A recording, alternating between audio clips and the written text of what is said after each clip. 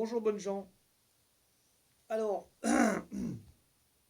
je voudrais vous raconter une anecdote. C'est une vidéo que j'avais comme ça trouvée un peu par hasard sur le net. Et c'est un pratiquant de MMA, Mixed Martial Arts. Euh, je crois que c'était un anglais, il me semble, qui avait l'habitude de lancer des défis à d'autres pratiquants d'arts martiaux. Voilà.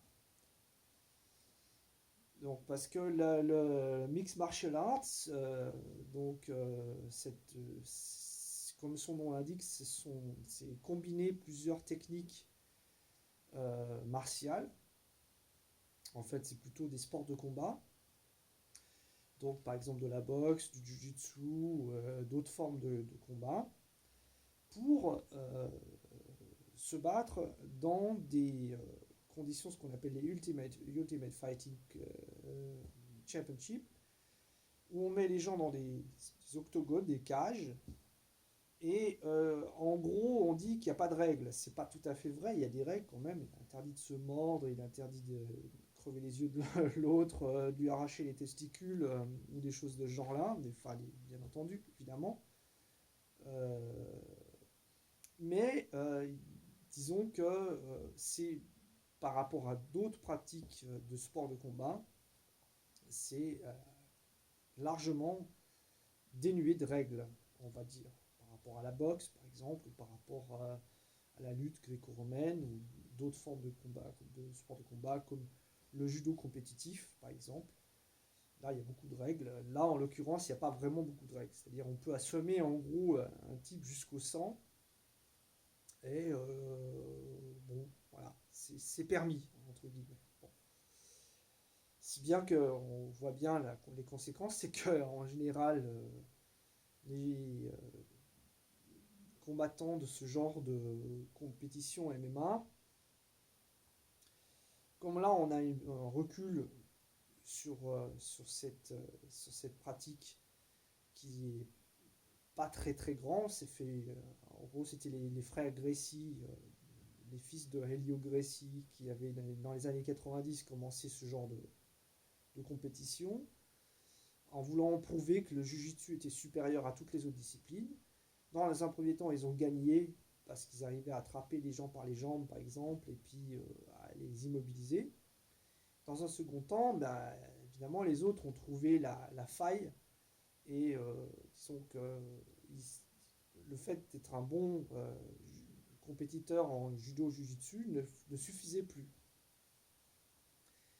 Et donc, il n'y a pas assez de recul pour dire, mais je pense qu'on va voir, comme on a vu dans d'autres sports de combat comme dans la boxe, quand il n'y a pas assez de protections qui sont faites, la boxe professionnelle notamment, les chocs cumulés sur la boîte crânienne, à mon avis, doivent avoir des répercussions, des séquelles. On connaît le cas de Mohamed Ali, mais il doit y avoir, je pense, d'autres cas. Donc, il y a tellement de contusions cérébrales qu'à mon avis, de commotion cérébrale que ça peut provoquer des syndromes parkinsoniens ou d'autres formes de dégénérescence euh, sur le système nerveux central. Bref, donc ces gens sont encore jeunes et tout fiers de leur palmarès. Et ce type-là, à un moment, je suis tombé vraiment par hasard là-dessus, est allé défier des guerriers Maasai. Alors, bon, il a appris, visiblement dans le village où il était, il a été essayer de jauger, puis de trouver un type qui était un peu grand et costaud pour lui dire, bon voilà, je te défie. Et bon, ils se sont un petit peu attrapés, donné des coups, etc.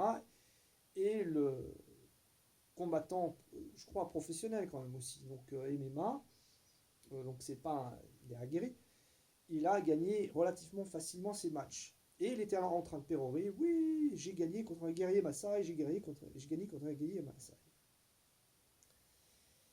Et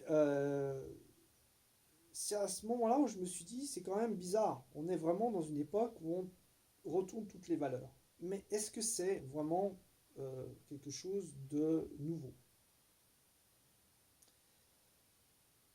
Normalement, la tradition chevaleresque des gentilshommes, on va dire, dans l'Ancien Régime, en Europe, c'était quand vous aviez un duel, que vous provoquiez une personne en duel, c'était à la personne provoquée d'avoir le choix des armes.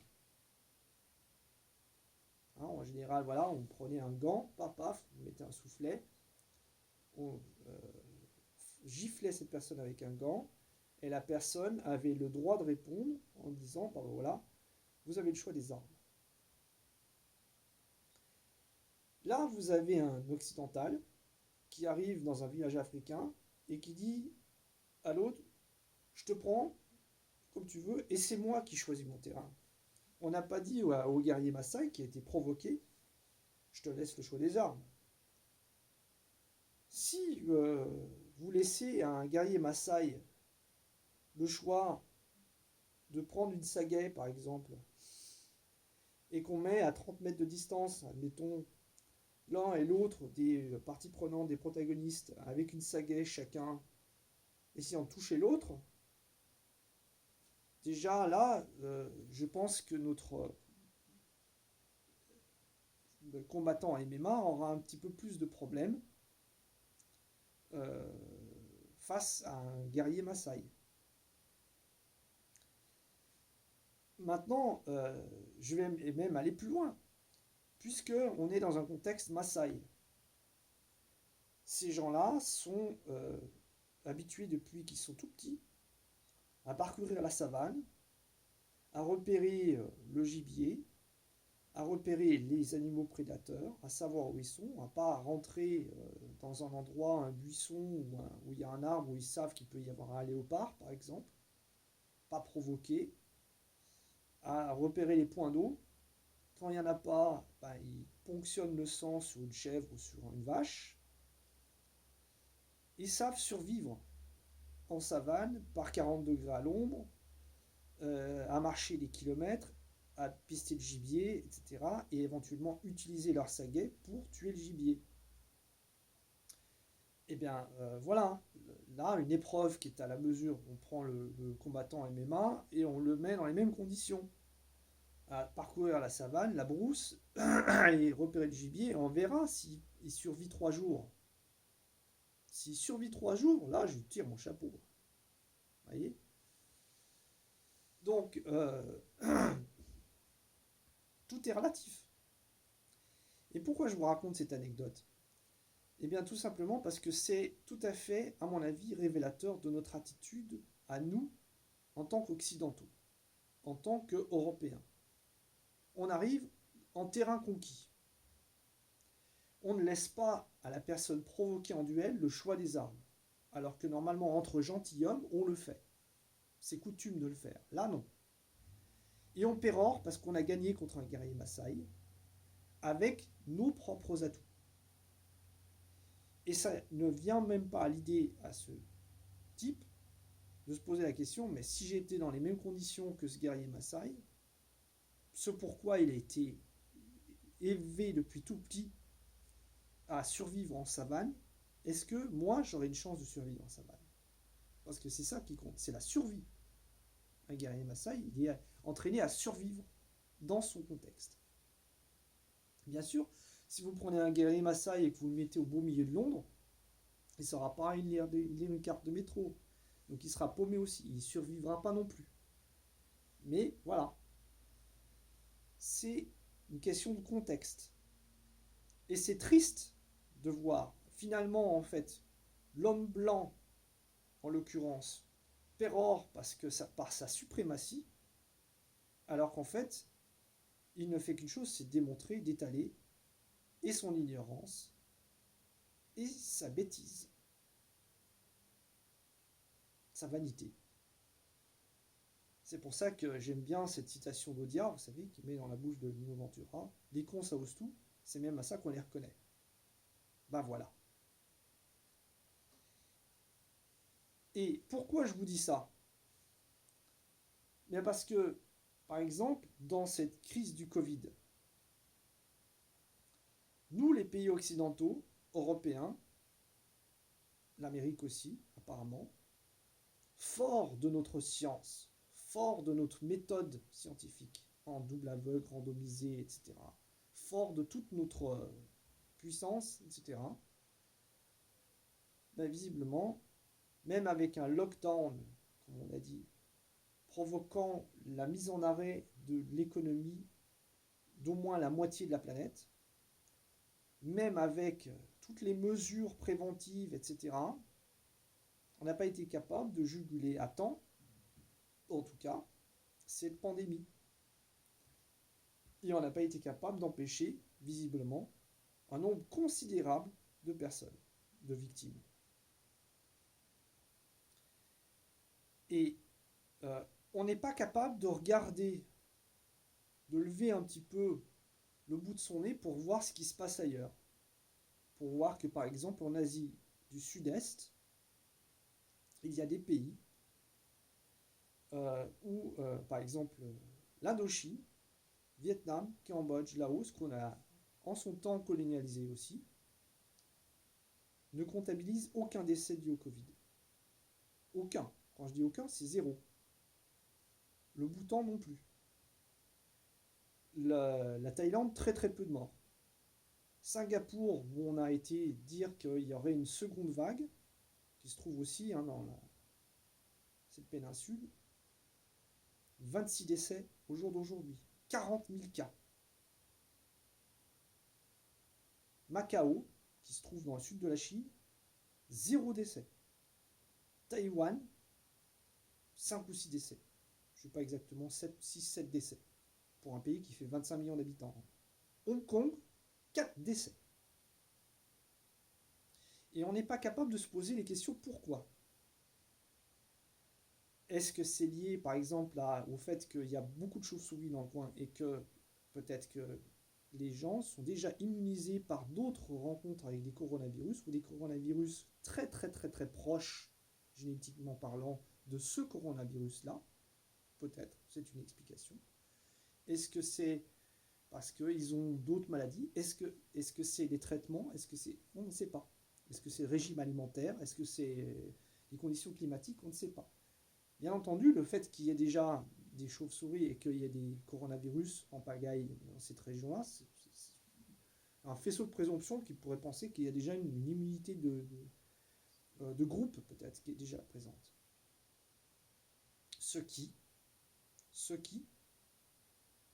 euh, ferait pencher cette explication, et donc la balance pour cette explication, ce qui serait rassurant, parce que finalement, plus on mettrait la population en confrontation avec ce nouveau virus, plus elle s'immuniserait avec le temps, et ce que semble corroborer justement les résultats du professeur Clementi de Milan, qui a dit le virus est en train de perdre sa virulence. Mais moi je ne suis pas spécialiste, donc voilà. Mais en gros, la condescendance européenne à l'égard des autres pays, dire oui, en Chine, en Corée, ils ont repositionné les traitements. Voilà, on préfère faire des études randomisées pour essayer de développer des nouvelles molécules, des molécules qui sont plus efficaces encore. Peut-être que les traitements repositionnés ne sont pas, comment dire, des panacées, certainement pas, mais en tout cas, dans l'urgence, c'est ce qu'ils ont fait et ils ont obtenu apparemment de bien meilleurs résultats que nous. Et indépendamment de ce qu'on pense du professeur Raoult et de sa barbe et de la chloroquine, dont l'efficacité n'est peut-être pas prouvée, mais j'ai vu une intervention du professeur Raoult il y a 10 ans. Vous savez que le professeur Raoult a vécu aussi en Afrique apparemment et que justement, lui, il a une vision anthropologique. Et il a dit il y a 10 ans au Sénat, dans une audition, Ce qu'il faudrait, c'est développer des pôles de compétences dans les IHU, dans les CHU. Dans toutes les villes universitaires en France, les CHU, mettre un service d'infectiologie avec des virologues, avec des infectiologues, avec des gens qui sont compétents, avec du personnel qui est formé et avec des lits spécialisés pour des maladies extrêmement infectieuses, en l'occurrence en prévention pour des épidémies qui de toute façon, déjà les épidémiologistes à l'époque nous prédisaient. Si on avait écouté le professeur Raoult à ce moment-là, et qu'on avait fait des centres comme ce qu'il a fait à l'IHU, d'ailleurs, il a monté l'IHU en prenant exemple sur les Chinois et en prenant exemple sur les Italiens. À Milan, il y avait déjà un centre avec 75 lits d'hôpitaux, service d'infectiologie, dont 25 étaient avec une sous-pression atmosphérique. Et c'est exactement ce que a équipé l'IHU de Marseille. Donc, indépendamment de penser si la chloroquine est efficace ou pas, la prise en charge des patients, elle était fondamentale par rapport à cette question, à mon avis. Et qu'a dit le professeur Raoult? Il a dit, en cas de pandémie, qu'est-ce qu'on fait? On teste ce qu'il a fait, lui, à son niveau personnel. On isole. Pour isoler, il faut des chambres d'isolement pour les patients, et notamment les patients les plus contagieux. On les met dans les pièces dépressurisées. On traite. Et puis voilà. Donc on teste, on isole, on traite. Dans le cas de suspicion, on met en quarantaine. Pas de shutdown, pas de fermeture des écoles, pas de fermeture des spectacles, pas de fermeture. Toutes ces mesures sont les mesures de pis-aller. Si on avait écouté le professeur Raoult et qu'on avait eu, au lieu d'une seule ville en France qui fait ça, je ne sais pas combien de villes universitaires en France avec des CHU, mais voilà, beaucoup plus, on en serait où aujourd'hui? Je vous pose la question, on en serait où aujourd'hui? En serait-on au même niveau avec 30 000 décès?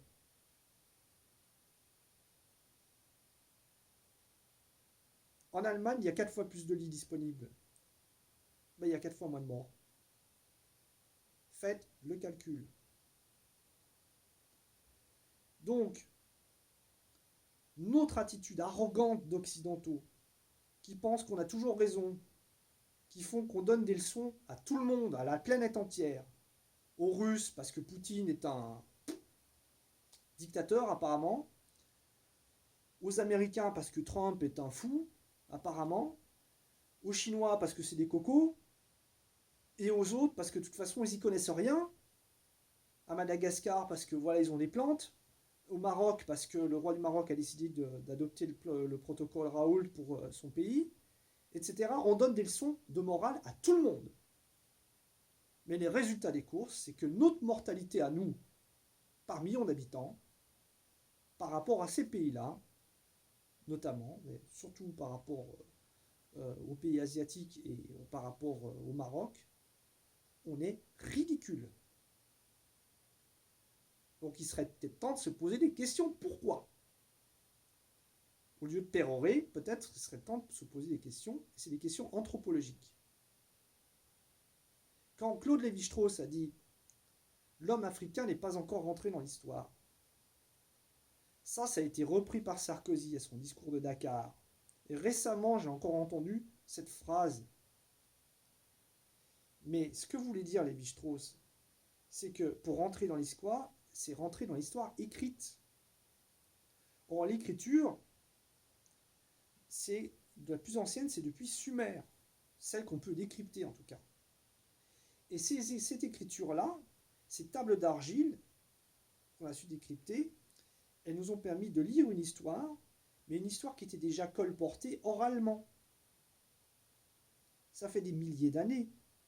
En Afrique, par exemple, il y avait tout un empire, je vais dire des grosses bêtises parce que vous voyez, mais je crois que c'était les Dogons, qui avaient un empire. Mais on n'a pas de trace écrite. On a une tradition orale. les gens dans la brousse, hein, pour dire les Maasai par exemple, se réunissent au coin du feu le soir et se racontent de génération en génération l'histoire des ancêtres. Donc c'est une histoire, mais c'est une histoire, une tradition orale. L'histoire écrite, elle est récente, depuis les colonisations et la décolonisation. Et c'est pour ça que Lévi-Strauss disait que l'homme n'est pas rentré dans l'histoire, c'est parce qu'il n'est pas rentré dans l'histoire écrite. Mais ce que Lévi-Strauss voulait indiquer par là, c'est que nous, en tant qu'anthropologues, en tant qu'anthropologues, en tant qu'occidentaux, nous devrions essayer de voir l'autre sous son angle. Arriver chez le Maasai et non pas dire j'ai les gros muscles et je suis un combattant MMA et je te bats quand je te veux, mais c'est de voir les choses sous son angle. Que ce type-là est élevé depuis qu'il est petit à survivre dans la brousse.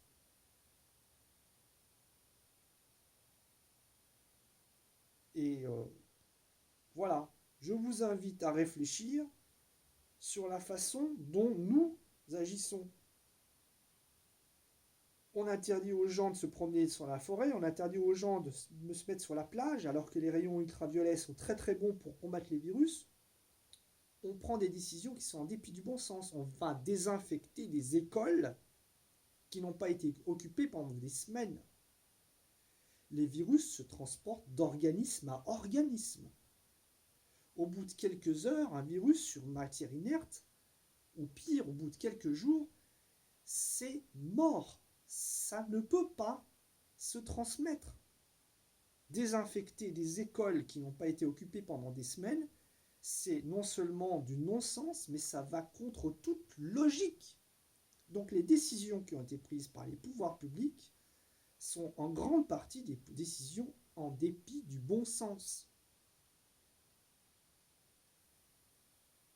Tout comme ce type du MMA qui vient défier un guerrier Maasai et qui pense qu'il est le plus fort parce que dans sa discipline à lui, il s'est formé et donc il est plus fort que l'autre parce qu'il a le choix des armes. On se comporte comme des colons, des conquistadors. On n'a encore rien compris depuis 500 ans.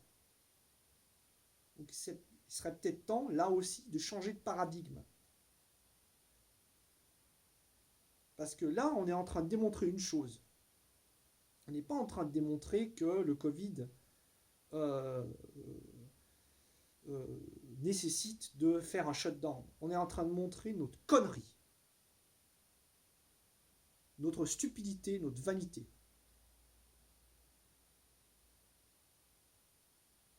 Voilà. Pensez à Audiard. Et pensez à ce guerrier Maasai qui a dû se poser la question, mais qu'est-ce qu'il veut de moi, cet anglais? Alors, bonjour chez vous.